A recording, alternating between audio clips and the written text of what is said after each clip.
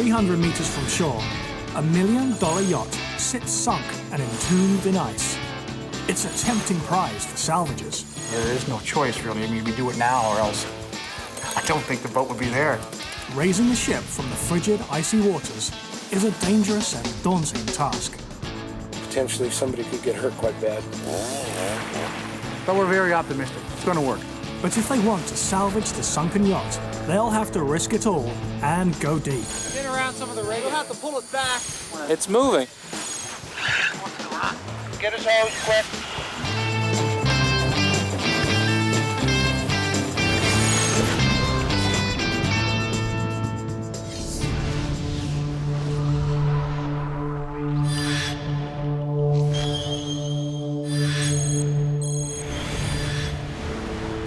Fortunes have been spent conquering the sea for war, commerce, and pleasure. But what sails can also sink. And if you're lucky, what sinks can be salvaged. The yacht Rum Heart sits in 11 meters of water at the bottom of a frozen harbor. Nobody knows why it sank, but it needs to come up quickly. Every day it sits below water, it sustains more damage, and there's a big storm heading her way. The boat's owners have contracted a team of professional salvagers to bring the Rum Heart back to the surface. My name is Mike Gregg. I'm the co-owner of RMI Marine. Mike has been working in the frigid waters of the North Atlantic for decades. You have to watch divers because it's to them, salvage is treasure. You know, they go in there and the boat's up and they open it up. Whatever's shiny, whatever looks like a trinket, it may not be there. So, yeah. 4 local salvage companies bid on this job, but Mike won over the ship's owners with a sink-or-swim proposition.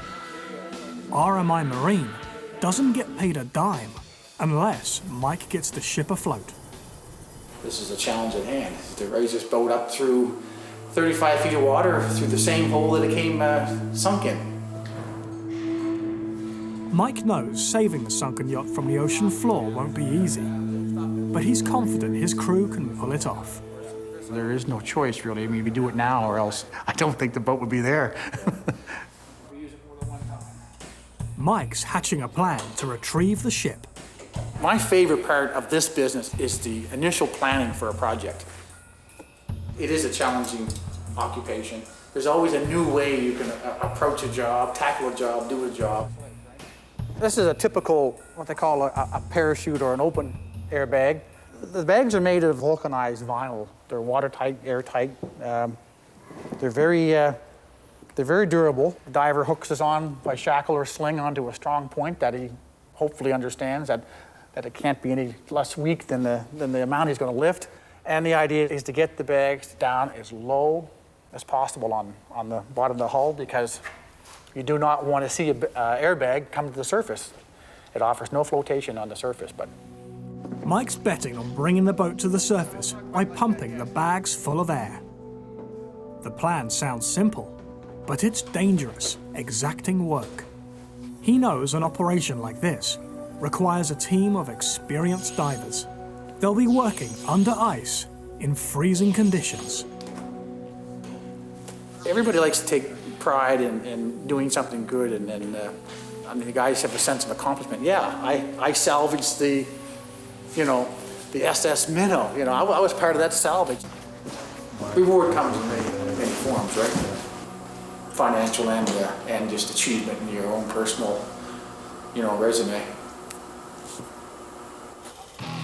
Mike's business partner, Robbie Ritzie, handles the preparations for the dive team. And they need to move quickly. This grey day is just a taste of the winter storm brewing off the coast. Here we go, boys. We got everything. It's game day.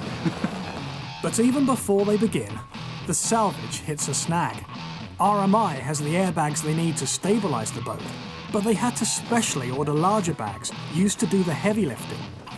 And now Robbie comes with news of a shipping mix-up. Shipment arrives at wrong facility, sent to correct destination. So last night at 10 p.m., depart from Montreal. So maybe here tonight. Maybe we get them the end of the day here.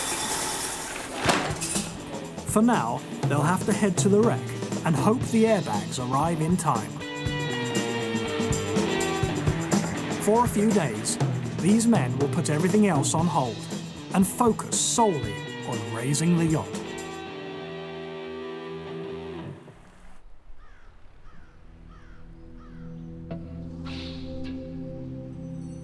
As soon as Mike arrives at the yacht club, the first obstacle becomes obvious. 300 meters of ice-covered seawater separates the salvage crew from their goal, Yacht Rum Heart. It's sitting in 11 meters of water, sealed into place by ice, nearly half a meter thick. The ice rises and falls almost 2 meters a day with the tides and threatens to rip the mast from the hull. They plan to stabilize the ship with parachute-shaped airbags. Then larger bags, shaped like pillows, will be strapped to the hull and filled with air to raise the Rum Heart. If the salvage is put off until the spring thaw, the movements of the ice could rip the Rum Heart apart.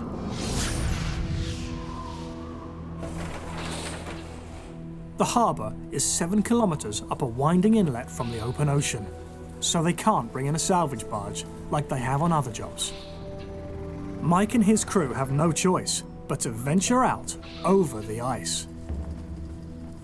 That's if the ice is thick enough to hold them. Let's see, that ATV is only 100 pounds more than me. Robbie hopes sheets of plywood will disperse the weight of their all-terrain vehicle as he ventures across a cracked section of the ice.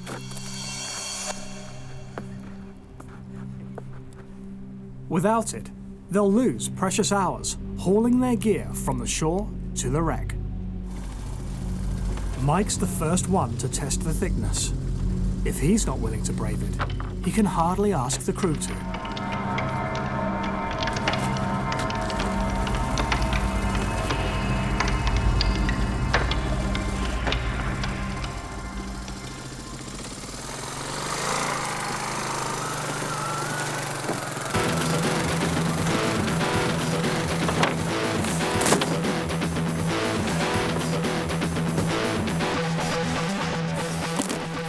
Now we're going to mobilize all this gear from the land site out to the vessel out there, so it's going to take us a couple hours to set up around there.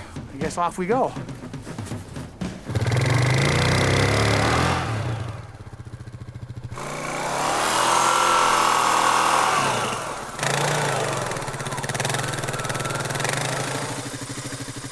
It's not a perfect world, is it?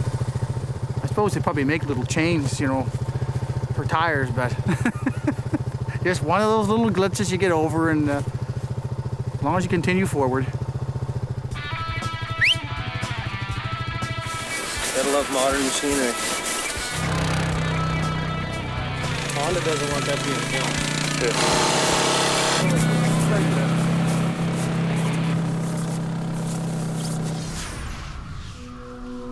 It's not moving much. Oh, this looks like a lot of fun, doesn't it? Ice lumberjack.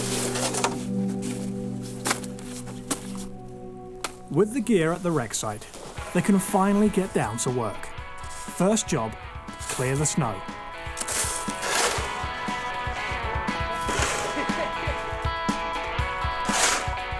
They expect to be out here for 2 days, so they're setting up base camp on the ice. It's gonna be a tent, I hope. Lots of parts. This will be fun. Instead of having like part A, part B, oh, this is part 800364. 900,000. This is the technical part of the salvage, okay? Putting the tent together. Chris is the technician. You are a technician.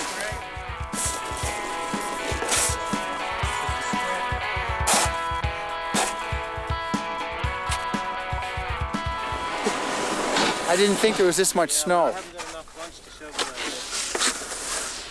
They plan to use chainsaws to cut through the thick ice, freeing the Rum Heart. There's some work ahead of us getting this ice cut prepared, so we'll see what we can do. Mike replaces the oil in the saws with vegetable oil to avoid contaminating the marine environment.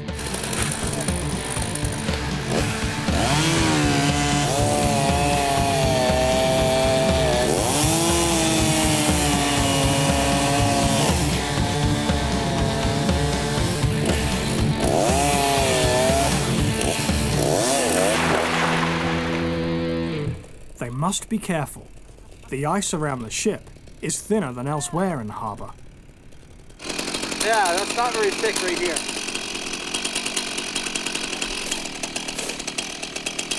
But that's because it's where the boat originally sat. This is where he hit his visible hole. Outside, we're probably going to find it a lot thicker.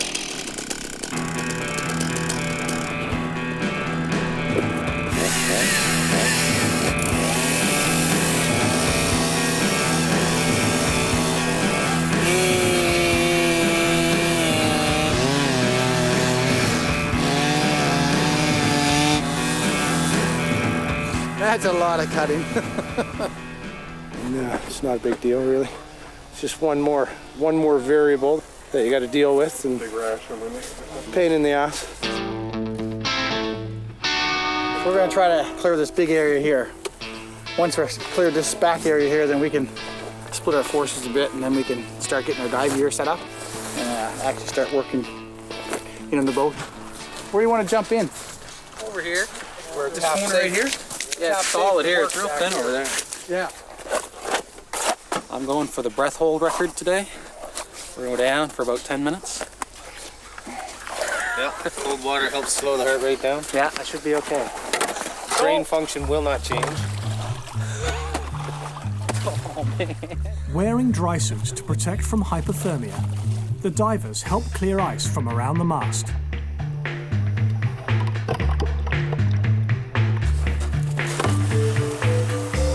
The water is frigid and filthy with fuel and oil bubbling up from the sunken yacht.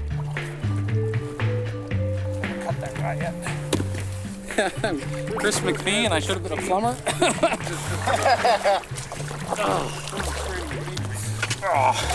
Oh yeah, big tough guy. Been there before. We'll leave it to the young guys.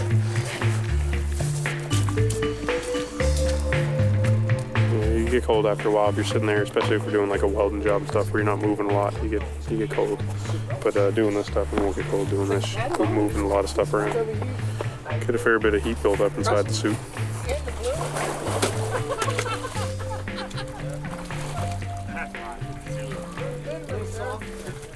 Get all the ice cut away that we need for now. This evening, you know, we're getting into, what, 2:30 now? Time to put the divers in the water and make an assessment of what we have down here. More than half the day is gone, and Mike Gregg's crew hasn't even begun the real work of getting the Rum Heart out of the ice. And the toxic mess bubbling up from the Rum Heart has caught the attention of Canada's Coast Guard. They have to get it out, quickly.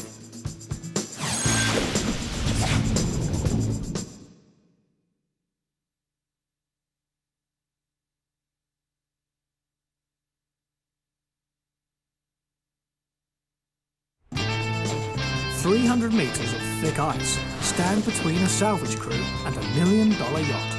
They only have a few days to get the ship out. A storm offshore threatens to sink the entire operation. All the commotion on the ice has attracted a crowd. Some of the locals don't like Mike's chances of raising the yacht in one piece. I wouldn't want to be the owner, I'll tell you that. No. Well, I think that boat's down a lot further than what you think.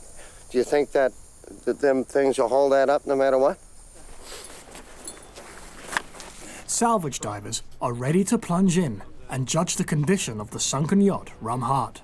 We're gonna have a safety meeting with the guys, go over some of the hazards, some of the controls, and then we'll go into the water and put our bags on and put some air to it and see if we can't straighten her out. But before they can start, there's another hitch in the plan.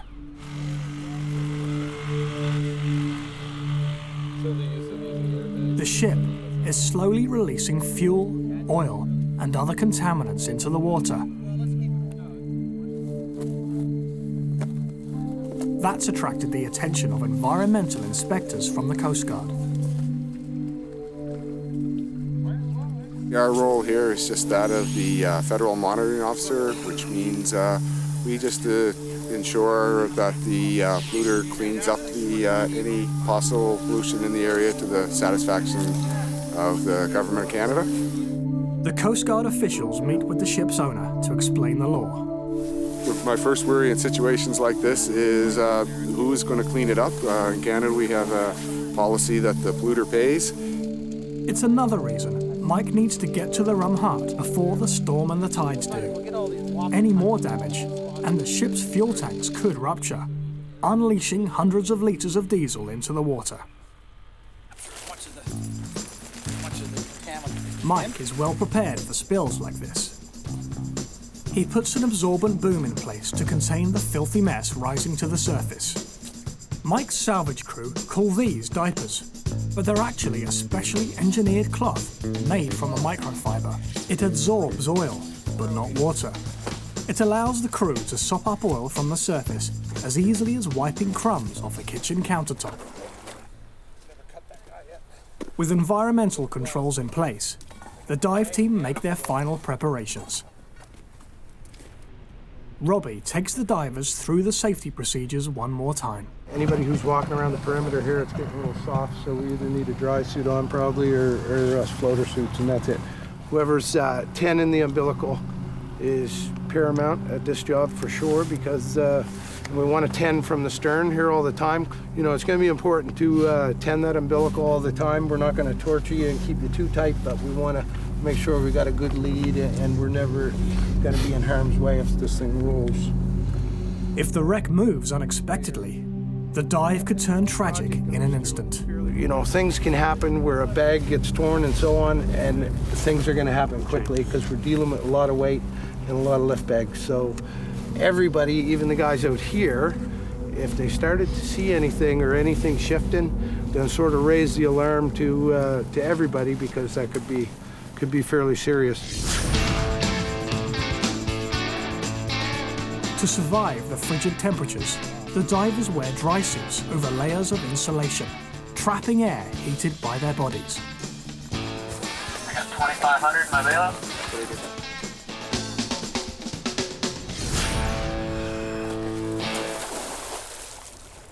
Water this cold can freeze scuba regulators. So instead of getting air from tanks, the divers use a surface supply. Air is pumped into their helmet through this hose, called an umbilical.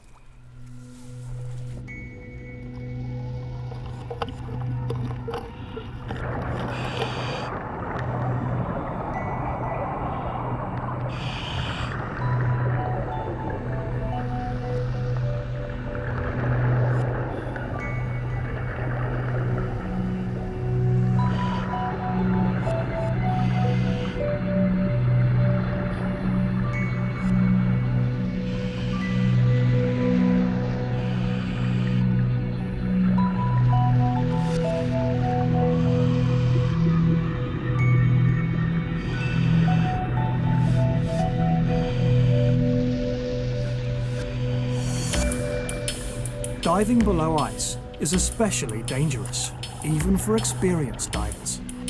If a diver gets disoriented, they could be trapped under the surface, unable to break through. The diver inspects the hull. They're looking for holes or other damage to explain what sent the Rum Heart to the bottom. The divers must remain constantly alert to any movement of the hull.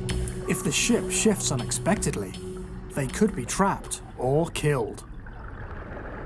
I can move the rudder so it's not broken. Yeah, okay. Communications and video lines are bundled alongside the air hose.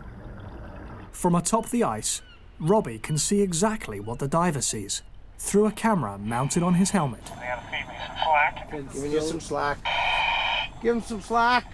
The umbilical is the diver's lifeline, but also poses a threat. Should it get tangled or caught on the ship's hull, the diver could be trapped. There could be a hole under there. The first job is figuring out why the ship sank. If there are holes, they need to be plugged before the Rum Heart can be raised. If not, she'll simply sink back to the bottom and they'll have to start again from scratch. Just checking these windows, see if one of them might have popped or something. Won't see any holes. Yeah, so you're gonna track out. We'll bring you up to port side. Yeah. Roger. There's no obvious damage. Robbie believes a broken valve may have sent the boat to the bottom, but for now, it remains a mystery. While Mike Gregg figures out where to go from here, there's another crew getting to work on the ice. Locals from a nearby town have volunteered to get the ship to shore after it's raised. It's just a community effort. Everybody's coming out to help one of our own, and that's how it's done around here. There's the boat, right? You want to cut a hole out to the water, right? Instead of cutting here, start here. We're going to start from here. And we're going to haul it through this way. We're going to use an excavator. And we're going to keep pushing the ice through. And next thing, we're going to be at the boat. But the job they've signed up for looks impossible. To get the Rumhart free, they'll have to cut a channel 300 meters long through ice up to 45 centimeters thick. Then each slab, some weighing as much as a killer whale, must be moved out of the way before they can bring the ship to shore. I need a drink or something. We're going to have a long day tomorrow, boys.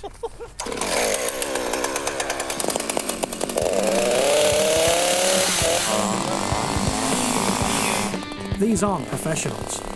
The locals bring no experience to this job, but they have brought their own tools, talent and tenacity to carve this canal through the ice.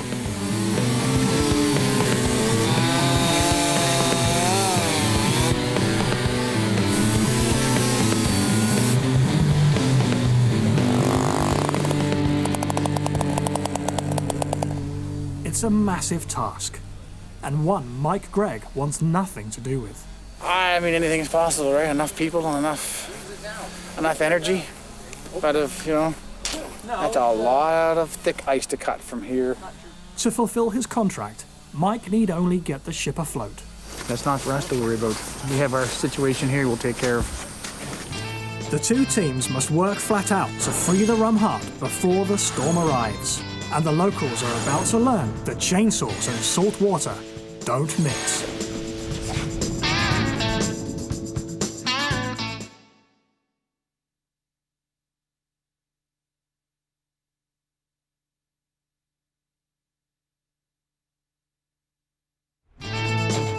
After hours of cold, dangerous work, the job of salvaging a yacht from the frozen harbour has only just begun. They have to finish quickly before a storm arrives, but if they rush, they risk destroying the ship and the lives of the salvage divers. Mike needs to get the Rumhart floating, or his company doesn't get paid. Mike has run hundreds of meters of hose carrying air from a compressor on shore to the hole hacked around the boat.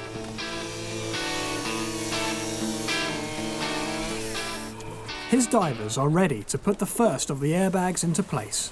The plan is to stabilize the ship first. Put these bags forward here to get this boat up on an even keel, and then get the front lifted up enough to get these other straps under the bottom part here to put the other bags on. So.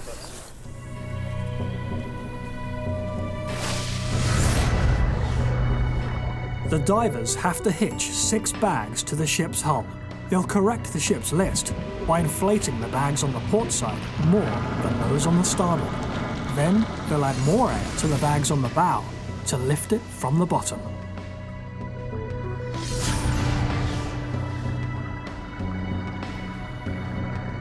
Three-fingered gloves are designed to preserve body heat, but don't make hitching up the straps and bags any easier. Even on the surface, this would be a finicky job. Mike's divers are doing it underwater, under ice, and in the dark. With these open-ended bags, the divers must stay dangerously close to the hull, holding the hose in place as it fills the bags with air. It's a dangerous moment for the diver. As the bags become buoyant, the diver stays clear of the wreck to avoid being trapped or crushed.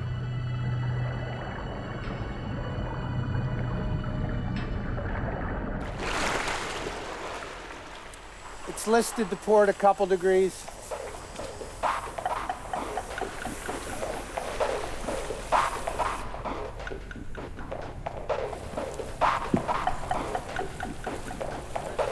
It works. I think that's high enough. Yeah, it won't take too much more. Just No, you can feel it. It's just. because I don't know how far they come up, but a good 4 feet. what? 4 feet. I would say 3 from what I see down there. How far it is out of the mud right now. So. Yeah, the bow came up quite.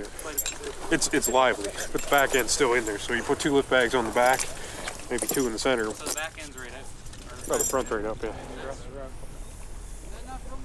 Got her trimmed up a bit. We got the bow up. It's getting late in the day, so we don't want to be working into the night and have guys underwater in the dark there. Tomorrow we'll come in. We'll have bigger bags, bigger lift bags. We'll go in, get those rigged on, and then try and lift it tomorrow. That's the main thing. The day begins with some good news. Mike's business partner, Robbie, has sorted out the shipping problem. The larger airbags have arrived. The bags are the last piece of gear they need to raise the Rum Heart from the bottom of the harbour.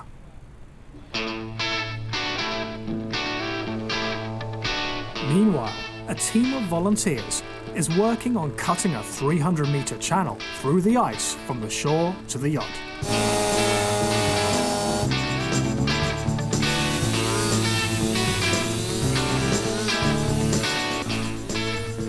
No blood and gore here until somebody chops a leg off with a chainsaw.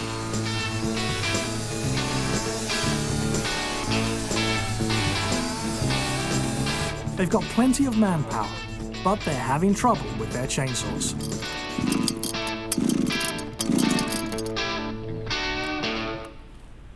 Is it working? It won't. We'll keep running. It won't. Might run now. The ice is a lot thicker than what we thought it was initially, and we've got a bunch of saws on the go and 16-inch bars, and we're not quite making it through. So if we can get some other chainsaws down here with longer blades, make it through the ice, it'll go a lot quicker, a lot smoother. And while they wait for more chainsaws, one of the men has an old-fashioned idea. He's brought his grandfather's ice saw from home. True, but there's plenty. If I can just run that down through it, and we got to get it home before Kitty gets home because she has it over the mantle. That takes manpower. Well, there you go. It takes manpower. There you go, son. That'll work. The antique ingenuity pays off. The men bring more old handsaws, dug out from basements and garages. For centuries before mechanical refrigeration, people used saws like this, harvesting ice from lakes and harbours to keep their food cold. It seems to be working, but it's slow, grueling work. The men will have to make more than 1 kilometre of cuts to free the Rum Heart. First 10 miles for the worst. We need some better equipment. We're going to rent some power saws. But we're not going to tell them what it's for. We're not going to tell them what it's for because they wouldn't rent it to us then. You'd have to be a nut, put your chainsaw in the salt water, wouldn't you? Yeah, you'd have to be a nut. And they still have to move the massive rafts of ice once they cut them loose. Until they do, they won't be able to get the Rum Heart to shore. Time's of the essence of right now. We've got a storm coming tonight. It's supposed to be a lot of snow, turn to quite a bit of rain, and just going to make a mess. And if they don't get the job done before the storm arrives, it all freezes up again. Both teams are working under the same deadline from Mother Nature. If we're to the point where we knew we were going to go into darkness, we'd have to secure everything, shut it all down, and wait till next week or till the storm cleared up. So, of course, that always presents different issues with snow on the ice and everything else. So, we'll worry about that when time comes. But we're very optimistic. It's going to work. No problem.